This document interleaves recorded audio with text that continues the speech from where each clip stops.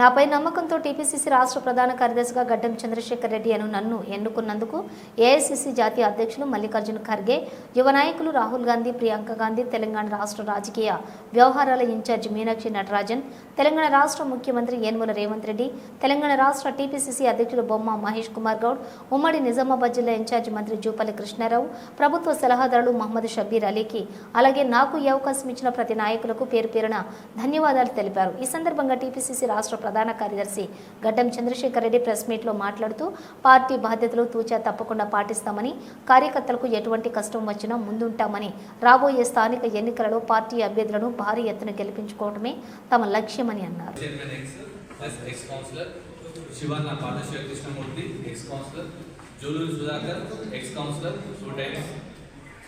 పంపల్ Srinivas ex councillor మరియు మాచిరెడ్డి మండల party president X Saibaba పిడుగు ఎక్స్ కౌన్సిలర్ కోర్టు వాడు. సరే ఏంటంటే మళ్ళీ అందరి పేరు రాసుకుంటే కూడా మనకు కన్ఫ్యూజ్ ఉంటుంది.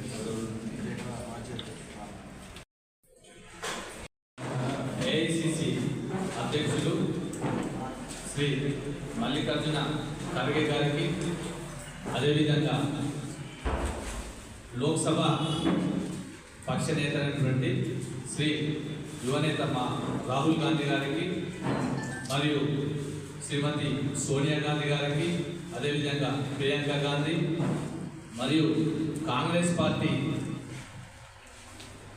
ఇండియన్ నేషనల్ కాంగ్రెస్ పార్టీ జాతీయ ప్రధాన కార్యదర్శి కేసీ వేణుగోపాల్ గారికి, అదేవిధంగా తెలంగాణ రాష్ట్ర కాంగ్రెస్ పార్టీ రాష్ట్ర వ్యవహారాల ఇన్ఛార్జ్ శ్రీ మీనాక్షి నటరాజన్ గారికి, మరియు శ్రీ యనమల రేవంత్ రెడ్డి గారు తెలంగాణ రాష్ట్ర ముఖ్యమంత్రి వర్యులు, మరియు శ్రీ బొమ్మ మహేష్ కుమార్ గౌడ్ మన తెలంగాణ రాష్ట్ర కాంగ్రెస్ పార్టీ అధ్యక్షులు, మరియు ఉమ్మడి నిజామాబాద్ జిల్లా ఇన్ఛార్జ్ మంత్రివర్యులు శ్రీ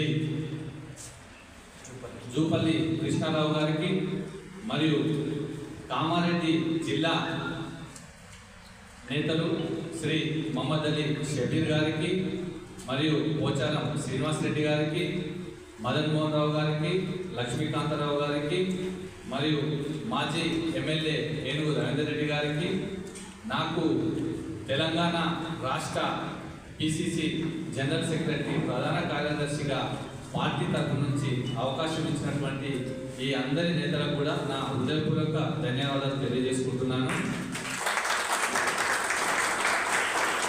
అదేవిధంగా పార్టీ నాకు ఏదైతే బాధ్యతలు అప్పచెప్పిందో ఖచ్చితంగా అన్ని బాధ్యతలు తూచా తప్పకుండా పాటిస్తానని, ఈ నా యొక్క పదవిని కార్యకర్తల యొక్క కష్ట సుఖంలో పాల్పంచుకోవడానికి మరియు కాంగ్రెస్ పార్టీ బలోపేతానికి అన్ని విధాలా కృషి చేస్తానని తెలియజేస్తున్నాను.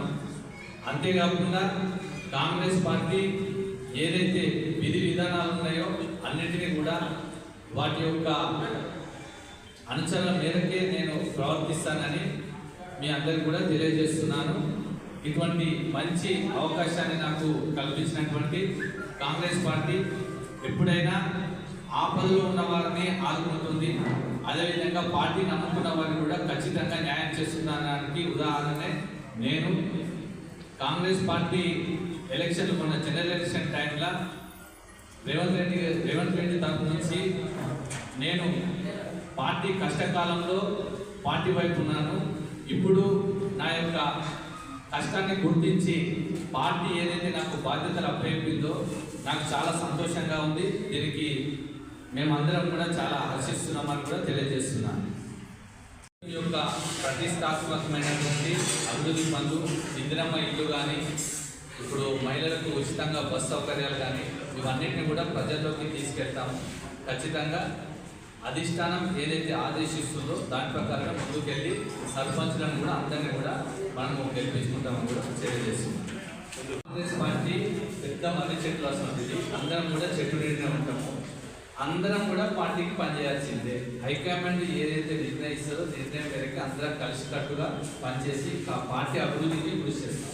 దాంట్లో ఎటువంటిది కూడా ఉండదు, ఎక్కడ భేదాలు కూడా ఉన్నాయి. ఏదున్నా హైకమాండ్ యొక్క దృష్టికి తీసుకెళ్తాము. దాన్ని హైకమాండ్ కానీ పార్టీ పెద్దలు కానీ ఓన్లీ పార్టీ నిర్ణయం మేరకు పనిచేస్తారు. ఏమున్నది పెండింగ్ ఉన్నాయి, దాన్ని వాళ్ళు పరిశీలిస్తున్నారు. ఏ విధంగా అంటే కాంగ్రెస్ పార్టీ నుంచి 3 అభ్యర్థులకు టికెట్ ఇస్తున్నారు. 3 అభ్యర్థులు కూడా అప్పచెప్పాలైంది. కాబట్టి కొన్ని పార్టీ సిద్ధాంతాల మేరకు ఏంటంటే వాళ్ళు క్యాల్కులేషన్ చేస్తున్నారు. మొన్న మనం చూసుకుంటే ఇలియాస్ అన్న విషయాన్ని చెప్తున్నాను. స్టేట్ చైర్మన్లు గతంలో పోల్చుకుంటే బీఆర్ఎస్ పార్టీ కన్నా కూడా కాంగ్రెస్ పార్టీల మైనార్టీలకే ఎక్కువ మొత్తంలో స్టేట్ చైర్మన్ ఇవ్వడం జరిగింది.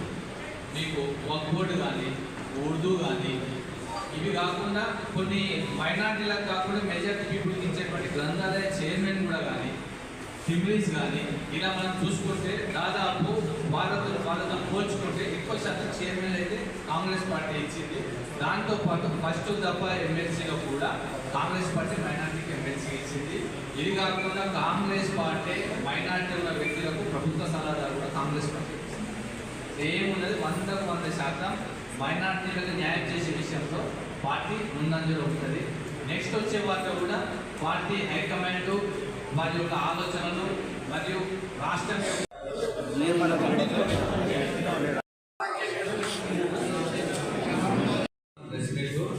మన ప్రెస్ మిత్రులందరికీ కూడా నా తరపు నుంచి ధన్యవాదాలు తెలియజేసుకుంటున్నాను. Thank you so much.